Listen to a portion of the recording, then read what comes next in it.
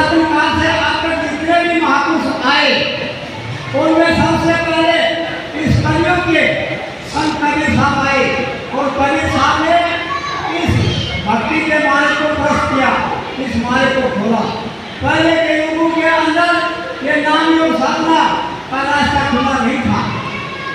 उन लोगों में अलग अलग तरीके से भक्ति थी, प्राणायाम और कठिन साधनाएं और जो है कुंडलियों को जागृत करना और कुंडलियों को जागृत करके और बुराई सबसे प्राणों को चढ़ा करके और साधना भक्ति करते थे और लाखों साल की आयु होती थी।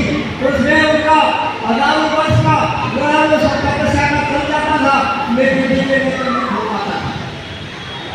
इस कदम में कबीर साहब ने इस रास्ते को खोला और बाबा जयदेव जी महाराज ने इतनी कठिन मेहनत आपके हमारे के लिए की कि पूरे भारत की भूमि पर घूम घूम करके और जीवन को जगाने के लिए बड़े बड़े कार्यक्रम किए, बड़े बड़े काफिले निकालकर एक एक जीव को किया और हमारी साथ भूल और गलतियों की माफी दी।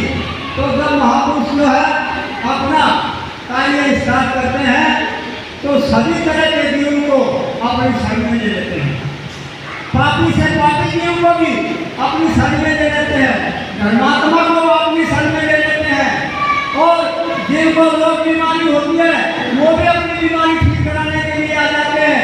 जिनका कारोबार नहीं चलता वो अपने कारोबार की वो लेने के लिए महापुरुष के पास में चले जाते हैं। लेकिन जितने बैठे हैं और जितने गुरु महाराज के शरण में गए सब अपनी अपनी कोई इच्छा नहीं करते कि मेरा ये काम हो जाना चाहिए और महापुरुष की दया हुई, आपके हमारे सबके काम हुए और सबके कार्य हुए और दया हुई। उस दया का अनुभव लेकिन सत्संग ऐसा नहीं करता है कि जिसने नहीं किया, सबने अनुभव किया है। तो गुरु महाराज ने सभी पे दया की और उस दया को सबने पाया है। लेकिन उसके कुछ समय बाद में जो सत्संग के अंदर अपने शरीर को बढ़ाते हैं उसमें से छटनी करते हैं और छटनी इस तरह से करते हैं जो जिस कार्य के योग्य होता है उस जीव को उसी कार्य में लगा दिया जाता है और उसको रख दिया जाता है, उसको छोड़ दिया जाता है और कह दिया जाता है कि आगे देखेंगे। उन्हीं में से छाट दिए जाते हैं और छाट करके जैसे कार्य करने के योग्य जो है उसी में लगा दिया जाता है और उसके बाद में फिर छटनी होती है, फिर छटनी होती है, फिर छटनी होती है।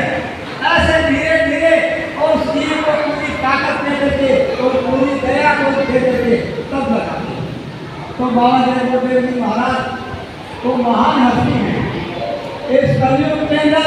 वो मालिक स्वयं ये मनुष्य शरीर धारण करके आए। सतयुग से लेकर अब तक जितने भी संत आत्माएं यहाँ आई और उनको जब महापुरुष धाम से आदेश हुक्म हुआ जीवों में लगाने के लिए तो सबने मना कर दिया। क्यों मना किया कि हमारे बस की बात नहीं। जो भी महापुरुष पहले आए उनमें सबने मना किया कि हमारे बस की बात नहीं, ये कलयुग बड़ा मलिन युग है, इसमें हम कुछ नहीं कर सकते। तब स्वामी जी महाराज अपने निधान को छोड़कर आपने हमारे बीच में ये 5 तत्व का शरीर धारण करके आए और 5 तत्व के शरीर को धारण करके आकर के इन्होंने कहा हम आए वही देश से जहाँ तुम्हारा धाम और तुमको घर पहुँचाना एक हमारा काम। स्वामी जी महाराज ने कहा कि एक ही हमारा काम है। जय गुरुदेव संगत से मगर मोरना यूट्यूब चैनल आपका हार्दिक अभिनंदन करता है। जब गुरु महाराज को है तो आज हमको भी होनी चाहिए कि हम राजस्थान झुंझुनू से शिवलाल जी टाटधारी द्वारा सत्संग सुनाया गया कलकत्ता DNR में। हमारी तरफ से तो गुरु महाराज जो है वो एक मनुष्य शरीर का थोड़ा धारण करके आए हैं। वो परमात्मा ईश्वर मालिक अनामी धाम से अपना स्वयं जो है निशान छोड़ करके इस कलियुग के अंदर ये 5 तत्व का शरीर धारण करके आपके बीच में ये लीला दिखाया। तो बाबा के देव जी ने कहा कि प्रेमियों, आपको ये जो समय मिला है ये आगे नहीं मिलेगा, क्योंकि ये मनुष्य शरीर चलता फिरता उस परमपिता परमात्मा का टेम्पल, ये मंदिर है, यही मस्जिद है, यही चर्च और गुरुद्वारा है। इसी मंदिर में उस प्रभु की आवाज, उसकी वाणी 24 घंटे आ रही है, लेकिन सुनने का इल्म नहीं है, सुनने का तरीका नहीं है। क्योंकि सुनने का तरीका कौन बताएगा? जो पूरा गुरु होगा। जो पूरा गुरु के पास में दीन पूछेगा तो वो रास्ता बताएगा। तो गुरु समर्थ है, गुरु समर्थ है, गुरु पूरे हैं। और कोई भी शरण में जाकर के जब हम रास्ता लेकर, देखो प्रेमियों, हम तो सुमरन ध्यान भजन करते हैं और सुमरन ध्यान भजन के ऊपर हम बैठकर मालिक के स्वरूप में जाकर सुबह से शाम तक जो हमने कार्य किया अपने इस पंच भौतिक शरीर से, इसमें अपने दिन भर के कार्य का सुमरन करें। सबसे पहले जब दिन भर के कार्य का सुमरन नहीं करेंगे तो जब माला ध्यान भजन करने के लिए बैठेंगे तो सबसे पहले जो कंकड़ पत्थर दिन भर में हमने इकट्ठे किए, जो चुना, वो सबसे पहले आते हैं, वो सबसे पहले आते हैं। इसलिए दिन भर में जो भी कार्यप्रणाली इस शरीर के द्वारा अच्छी बुरी हुई उसको हम याद करें और अच्छा बुरा जो बना तो गुरु को अर्पण करें और गुरु को अर्पण करके और बिना और तरफ के साथ में जो है फरियाद और प्रार्थना करके जब हम ध्यान भजन में करते हैं। देखिए, देवी देवता और संसारी पूजा करने वाले हैं, उनका एक ठिकाना होता है, उनका एक स्थान होता है, उनकी एक जगह होती है भक्ति करने की। वो दियावती एक जगह जाके बताएंगे, अपने इष्ट देवता को वहीं से वो प्रार्थना करेंगे, वहीं बैठ करके करेंगे। लेकिन प्रेमी सत्संगों में बड़े बड़े कोठी बंगले मकान बना लिए, लेकिन गुरु का स्थान नहीं बनाया। बहुत पीड़े सत्संगी ऐसे हैं जिन्होंने गुरु का स्थान बनाया, लेकिन हमारा भी गुरु का घर में एक छोटा मोटा कहीं स्थान होना चाहिए और वहीं बैठ करके हमारे को ध्यान भजन सुमरन करना चाहिए। यानी स्थान प्रधानम, स्थान की पूजा होती है, एक स्थान पर बैठ करके हम साधना करेंगे। वो तो मालूम सुनने पहले ही क्या पता कि करता अभ्यास से और जन्मत इंसान आज तो आपके किचन के अंदर जो है नल लग गया और टूटी खो के पानी आ जाता है, लेकिन पहले कुएं और कुएं से खींच करके पानी लाते थे और रस्सी से जो खींचते थे वो पत्थर के ऊपर से ऐसे रस्सी चलती थी और चलते चलते उसमें दरार खड़ा पड़ जाता। लेकिन पानी के नल के नीचे भी अगर पत्थर रखा है जिसमें मटका मिट्टी का रखते हैं तो मटका रुकता नहीं है। 2-3 छोटे छोटे टुकड़े ठैये लगा के जाते हैं और जब मटका रखने जाता है रुक जाता है। पलिया जाती है, पानी भरती है, मटका भरने के बाद उठा के चली जाती है और दूसरी माता भर जाती है, वो भी वही रखती है। उसी पत्थर के सिरा के ऊपर मिट्टी का घड़ा रखने से, बार रखने से उसमें भी वो ठंडा हो जाता है, हो जाता है, नहीं हो जाता है। तो ऐसे ही गुरु महाराज ने आप हमको रास्ता बताया है, एक जगह बैठ करके और अपने दिन भर की कारगुजारी को याद कर और गुरु महाराज के आकर करके और आंखें बंद करके ध्यान करेंगे। वो ध्यान दृष्टि वो भी वो फटा, वो जो अहंकार है उसको भी और वो कैसे कर देगा? इस जैसे बच्चे के हाथ में टॉर्च लग जाती है, बेटी जिसे कहते हैं। अब टॉर्च जब लग जाती है बच्चे के हाथ में तो उसकी चूड़ी को घुमाता है, एक तरफ घुमाता है, छोटा सा चीज बन जाता है, दूसरी तरफ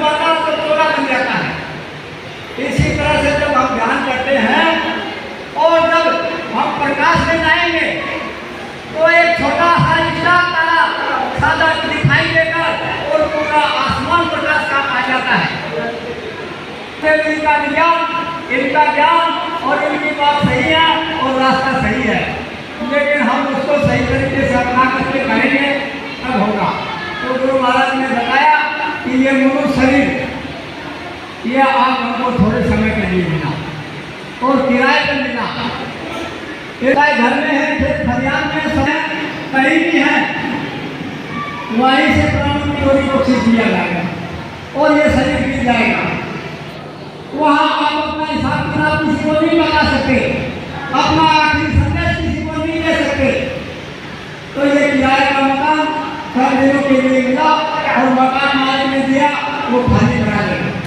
और खाली कराने से पहले आपको हमको ये काम कर लेना चाहिए। तो रोज नित अपना एक नियम बना करके अपनी साधना को जो है समय बनाना चाहिए। और ये जो है कलियुग के अंदर ये गुरु महाराज की दया है। एक बार स्वामी जी महाराज का कार्यक्रम चल रहा था और कार्यक्रम में बहुत सारी प्रेमी आत्माएं आ गई। स्वामी जी महाराज बैठे थे कुर्सी के ऊपर और सब स्वामी जी महाराज के चरणों में नतमस्तक होकर के गुरु महाराज से प्रार्थना कर रहे थे और गुरु महाराज सबकी तकलीफों को सुन रहे थे। मेरा बेटा कहा नहीं मानता, मेरी पत्नी कहा नहीं मानती, हमारे जो है बेटी के लिए बीमारी हो गई, यानी सारा सब कुछ संसार का, हमारा कारोबार नहीं चल रहा, हमारा ये नुकसान हो गया। तो स्वामी जी महाराज सबकी सुनते रहे और कहते रहे कि अच्छा बेटा शाम को 4 बजे आना, 4 बजे बताऊंगा, जो भी आए उनको स्वामी जी एक ही बात करे कि आपको 4 बजे बताऊंगा, 4 बजे आना। तो सबको यही था कि सब संसार का सौदा मांग रहे हैं कि बीमारी ठीक कर दीजिए, रोजगार लगा दीजिए, नौकरी दिला दीजिए, बहू बेटे को ठीक कर दीजिए, लेकिन इस दोनों शरीर के जरूरत की बची है वो कोई नहीं मांग रहा। समय से आ जाना बचा 4 बजे और जो है 4 बजे तो गुरु महाराज ने काम लगाया, शुरू हो गया और जो है 4 बजे और प्रेमी आया क्या क्या मांगते हैं। स्वामी जी महाराज हंसे और देखो मांगना नहीं आता, क्या क्या मांगते हैं। बेटा दे दीजिए, रोजगार नौकरी दे दीजिए, कारोबार चला दीजिए, बीमारी ठीक कर दीजिए। आत्म धन को कोई नहीं, आत्म धन को कोई नहीं मांगता। जो कुछ मांगते हैं वो संसार का मांगते हैं और जो संसार ने तुमने बनाया ये सब यही है। जितने नाते रिश्ते दोस्त महल मान्या कोठी बंगला मकान गाड़ी घोड़ा जो भी किया वो इस शरीर है। जब तक आपका शरीर है तब तक ये काम देगा। तैयार है जो इस समय पूरा होगा ये शरीर आपका ये नहीं है, वो आपके साथ रहने वाला नहीं है। 2 चीज है, एक साधन है और दूसरी साधना है। ये संसार क्या है? ये संसार साधन है। जितने संसार के जो सामान है वो साधन है। इस साधन को अपने शरीर के लिए काम में लेते हुए, लेकिन इस शरीर के लिए काम में लेते हुए इस साधन से क्या करें? इस साधन से साधना करें। और जब इस साधन से जब साधन और साधना में क्या अंतर है? अगर पढ़े लिखे हैं तो साधन से लगते ही क्रांति में टिक जाता है। तो साधना का रास्ता स्वामी महाराज ने दिया। ये संसार का सामान ये साधन है, ये साथ नहीं जाएगा। इसका उपयोग कर लो शरीर के रखे हुए, ये जो जुटा रहे हो ये अंत में काम नहीं आएगा। अंत में क्या काम आएगा? सब दुनिया संसार से रोज होते के तब सब आपका साथ छोड़ देंगे, सब आपसे मुख मोड़ देंगे, तो साथ कौन देंगे? गुरु देंगे। किसी भी स्थिति में, किसी भी उम्र में जब गुरु के पास में जाओगे तो गुरु के शरण में जाकर के आपको सुख शांति मिलेगी। इसीलिए प्रार्थना में कहा गया कि सत्संग में सुख शांति लाओ। ये सत्संग महापुरुषों का इसमें दुखी होने के प्राणी निवार करके महापुरुषों के पास में शरण में आकर के बैठता है तो उनको सुकून मिलता है, शांति मिलता है। सत्संग सत्य का, सत्य को जानना है। सत्य क्या है? मौत सत्य है, ये भी होनी है। वो परमात्मा बिल्कुल ही सत्य है। तो उस सत्य को जीते जी जान लेना, यही एक कला है। तो साथी जिसने अपने जीवन में बनाए सब साथ छोड़ेंगे, लेकिन आपने अगर परमार्थी साथी बना दिया तो परमार्थी साथी का एक युग नहीं युगों युगांतर तक साथ रहेगा। बोलिए जय गुरुदेव, जय गुरुदेव नाम इसका प्रभु का पावन नाम। जय गुरुदेव। बाबा जय गुरुदेव का कहना है शाकाहारी रहना है। बाबा जय गुरुदेव का कहना है शाकाहारी रहना है। देखो प्रेमियों, एक बहिर जाति भी तो दक्षिण के अंदर रहते हैं और उस बहिर जात में उन बहिरों का जो बड़ा मान्यवर कहिए, उनका राजा कहिए, उनके एक बेटी थी। उस बेटी की शादी की तैयारी पिता ने जब करना शुरू कर दिया तो उन्होंने क्या किया, बहुत सारे जानवरों का एक बाड़ा भर दिया और बड़े बड़े शराब के बदले औरत बढ़ने शुरू कर दिए। किसके लिए? कि जब बेटी की शादी होगी तो मैं ये दावत दूंगा, ये दावत दूंगा बेटी की शादी में। जब जिस लड़की की शादी थी उसने अपनी माता से पूछा कि माता ये मेरा पिता क्या कर रहा है, मेरे जानवर क्यों इकट्ठा कर रहा है और ये शराब इतनी इकट्ठी क्यों करवा रहा है? तो माँ ने बताया कि बेटी तेरी शादी है और तेरी शादी में ये सब जानवर काटे जाएंगे और खिलाया जाएगा, दारू पिलाई जाएगी। ये सारा इंतजाम तेरी शादी के लिए हो रहा है। वीर की लड़की ने सोचा कि मेरी शादी में और इतना आनंद होगा, इतने दिन बचेंगे, ये क्या शादी? ऐसी शादी से कोई मतलब नहीं। और जब शादी का समय नजदीक आया तो रात्रि में उस वीर की Chụp लड़की năm bài ने áo á mình tôi sẽ ăn thì khá được tăng और घर बार छोड़ और करके tôi sẽ ăn bài qua Jama नहीं होगी, इसमें नहीं होगा। chưa có đi năm bài áo thì con có đi sẽ mua đây जब सवेरा हुआ तो बेटी नहीं मिली तो चिंता हुई कि các शादी bạn वाली phải बेटी làm कहाँ khá से? được sự ta đã cái बेटा Tôi तो किया तो ढूंढता बहुत पढ़ता ढूंढता है। गया, लेकिन कहीं नहीं मिली। अब वो जंगल की डाले और जंगल के अंदर भटकते भटकते जहाँ 800 दिन यहाँ में mình जो qua bên năm bài áo thì con sẽ làm फल गिरा के उस फल को खा ले और सर्दी गर्मी का साथ में कहीं भी वो अपने रह जाए। इस तरह से अपना जीवन गुजारने लग गई और इस तरह से तुम अपना जीवन गुजारने लग गई। कपड़े तो पहनने वाले निकल थे, ये तो है कपड़े फटे, अब क्या करें? 1200 निकालो 1200। vì vô tâm địa thì tục kỳ ai कौन सा नंबर है? lúc năm bài bài áo đấy thì sẽ làm और जब शादी वाली लड़की नहीं तो जानवर का क्या होगा? शराबों का क्या होगा? जितनी शराबों के बर्तन भराए गए थे, ड्रम बच्चे वगैरह सब उड़े दिए गए और जानवरों को आजाद कर दिया। यानी एक मांसाहार की बेटी ने कितने जीवों का कल्याण कर दिया, कितने जीवों को मुक्त कर दिया और शराबें उड़ने दी गई। और जब भटकते भटकते वही जंगल के अंदर जब रात को वो बैठ करके जहाँ करती थी और दूर दूर की आवाजों को सुनती थी।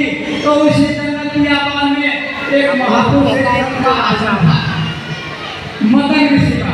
काफी है वहाँ रात को कीर्तन होता था, जगह कमा जिले भजन वाणी होती थी। लेट लेट में करता और वो उस आवाज को सुनकर नजदीक पहुंचे और जब नजदीक पहुंचे तो छुप करके और उनको सुनती थी।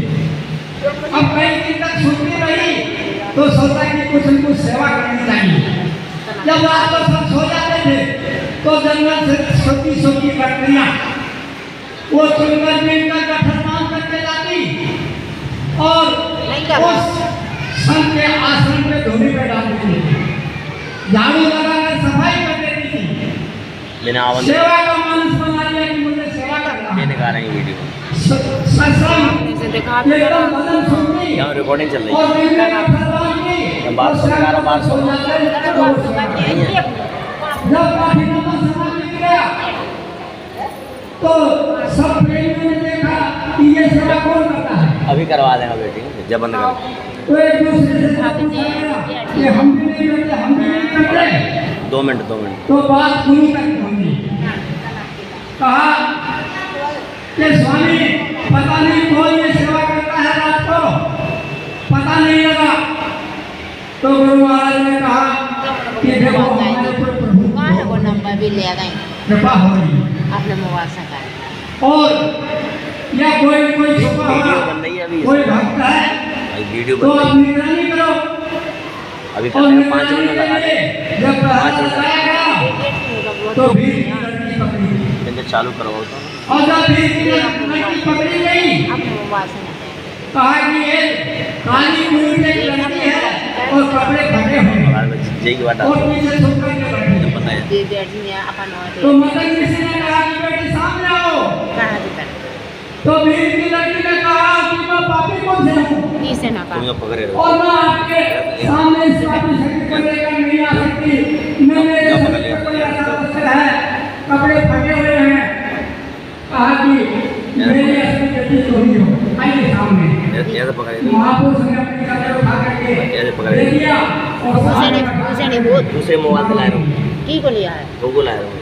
अरे यार भी गुस्सा और जब नाम को ये लेकर निकाल तुमने अपने मोबाइल से वो कहा बैठ करके साथ ये से करवा मदन ऋषि ने अलग से उनकी भूल पूजा लगी। बनवा दी और जब भगवान श्री राम ऐसा गुस्सा हूँ अपनी यात्रा पूरी करके और जब उधर से जा रहे थे करा दो ना तो जंगल के अंदर वही भीड़ अब इनको बाद में मीठे मीठे पेड़ सुन करके वीडियो बन रही है सब इकट्ठे कर रहे थे जिस पर भगवान आएंगे अभी लगवा देंगे। और मेरे पास तो कुछ सुनाई पाए थे उन्हें तो ही आती कहना सुनाई थी तो जो नंबर लगा भी तो नहीं हाँ फिर सुनाई दे। बड़े बड़े ऋषि ज्ञानी तपस्वी एक काल के साथ जो है तपस्या कर रहे थे ये तो वही वो गए जो अभी आओ उनके वहां नहीं पूजा भगवान और सभी के उसको क्या बोले और उनके झूठे थे। वो तो पैसा लगे हुए तो प्रेम खजाना मिलता है चलो। तो प्रेमी दीवाना होता है। बात तो करो कौन कौन नैनो से प्रेम छलकता है, अंदर में कराना होता है। 12 सुने लगते जब प्रभु से हम प्रेम उन्हें तो करेंगे, सुना देता ना गुरु से जब हम प्रेम कोई करेंगे नंबर है कौन सा और संसार के जितने दुर्गुण हम एक तो लगाते हैं बात करो खूब है। उनको गुरु के समर्पण कर देंगे, गुरु के चढ़ा देंगे और नित्य अपनी जो है निर्भर करते रहेंगे। आपके हमारे अंदर ये जो मन करता है ये मन आज का नहीं है, युगों युगांतरों से जब से सृष्टि रची हुई सबसे बड़ा खाना इसी का है इस शरीर में। तो एक भीड़ की लड़की में जो पापी कुटी थी, एक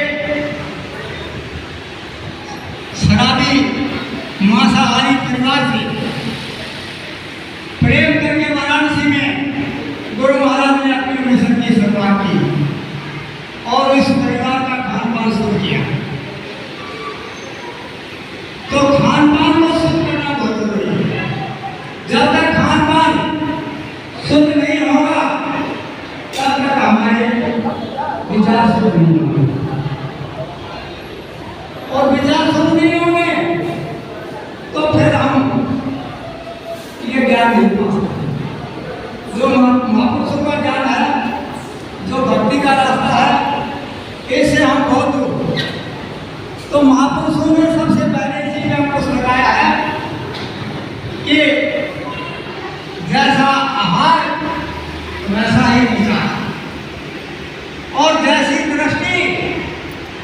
राशि ही सृष्टि 70% कर्म जो है वो दृष्टि करते हैं। जो अग्नि में 3 चीजें मिलते हैं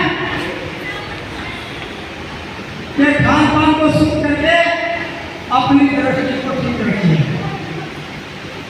इसी दृष्टि से सबको हम देखते हैं, माँ बहन बेटी भाई चाची ताई अपनी पत्नी, यही दृष्टि है देखने वाली, तो हमारी दृष्टि सही होनी चाहिए।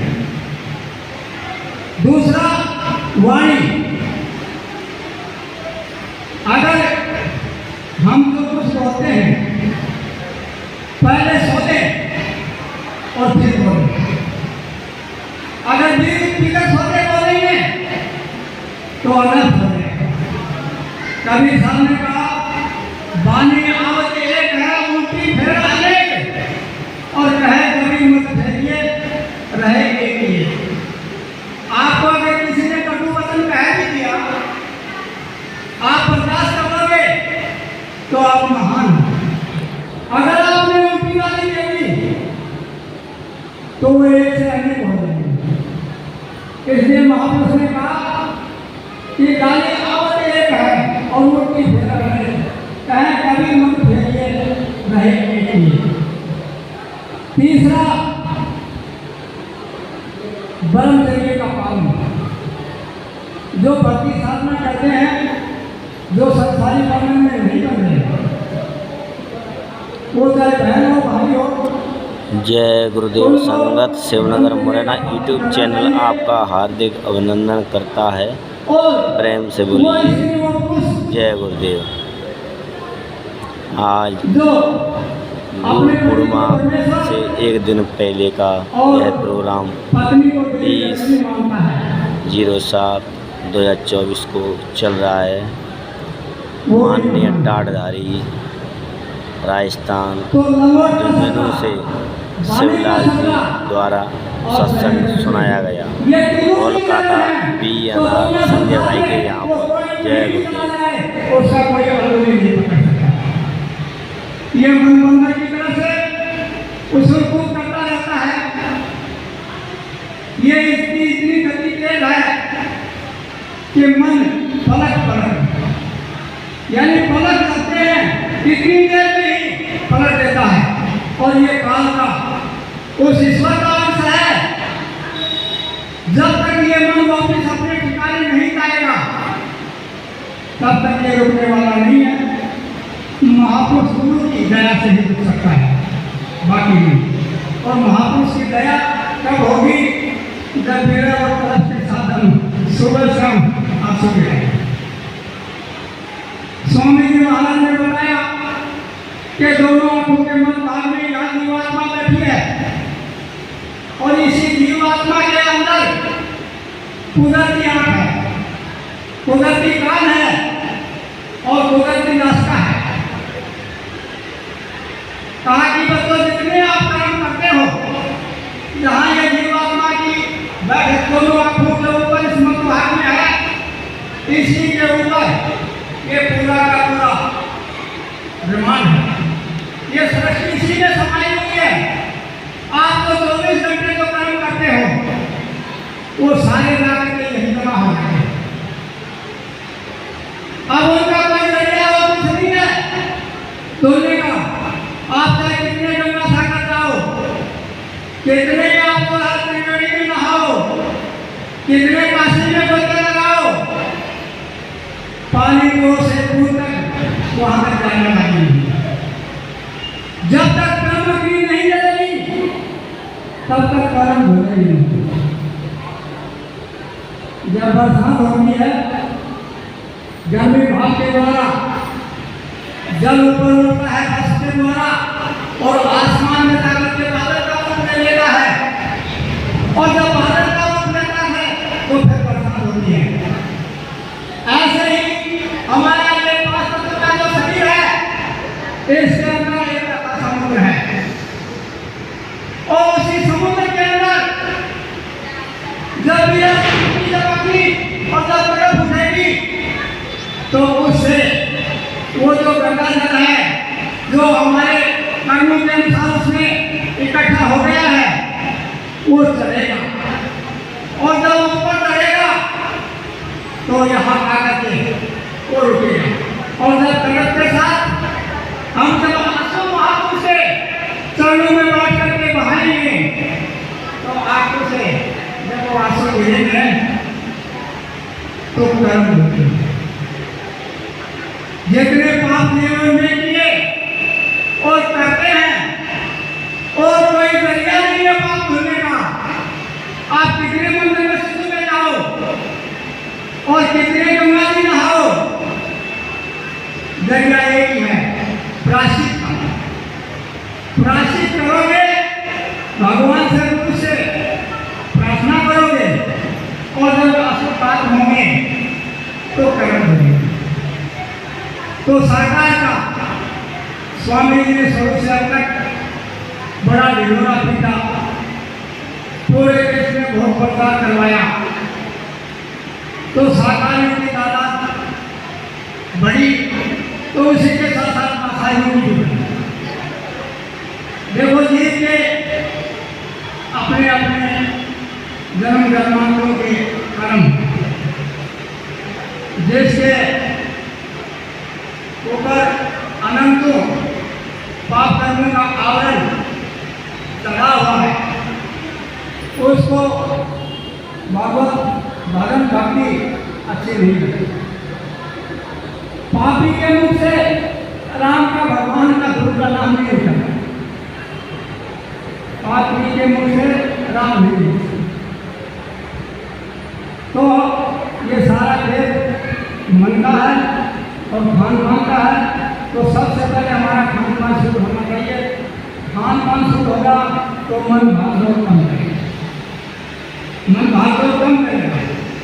एक प्रथम अगर आधी रात को अगर किसी से ये कह दिया जाए कि जहाँ शमशान कब्रिस्तान है, जहाँ मुर्दे दफनाए और जलाए जाते हैं, अर्ध रात्रि को आप लगे अपने, तो आदमी कहता कि नहीं, कोई साया पीछे हो जाएगा, कोई भूत पीछे हो जाएगा, तो जाने से वो डरता है कि नहीं मैं तो नहीं जाऊंगा। भाई संसार में कोई भूत थोड़ी रहता है, कोई साया थोड़ी पीछे हो जाएगा। और संसार में भूत अगर रहता है, एक मुर्दा अपना माता पिता गुजरे भाई बहन कोई भी खत्म हो जाता है, उसको हम एक दो चार दिन नहीं रख सकते, और तुरंत उसको लेकर उसका अंतिम संस्कार करने की तैयारी करते हैं, और शमशान में ले जाकर के लकड़ियों पर रख करके जला देते हैं, गड्ढा खोद करके दफना देते हैं, और वहाँ जाने से आपको भय लगता है। क्यों भय लगता है? कि वहाँ भूत रहते हैं, कोई साया पीछे हो जाएगा। तो प्रेमियों, अगर शमशान मुर्दा घाट पर कब्रिस्तान में भूत रहता है, तो एक मुर्दा आप हाथ में मारकर काट कर अपने घर में जाते हो, और अपने घर में जाकर जहाँ देवी देवता के लिए आप प्रसाद बनाते हो और भोग लगाते हो, और उसी तरह करके उसको पकाते हो, जलाते हो। और फिर स्वामी जी महाराज ने बताया मूस मंदिर है, इस मूस मंदिर में उस निष्क्रमण मत वो सील के दूषित मांस को अगर इसके अंदर डाल देते हो, तो अगर मोटा घाट शमशान कब्रिस्तान के अंदर भूत रहते हैं, तो क्या इस शरीर में तो भूत प्रवेश नहीं करेगा? अरे बताइए, इसमें भूत नहीं चला जाएगा क्या? इसमें भी भूत चला जाएगा, और जब इसमें भूत प्रवेश कर जाएगा तो अंदर के भूतों को चला जाएगा, और जब अंदर के भूत लग जाएंगे, अंदर का क्या भूत लगेगा? काम क्रोध लोभ को होगा। जब काम वासना का भूत जग जाएगा, वो अपना बुराई नहीं देगा,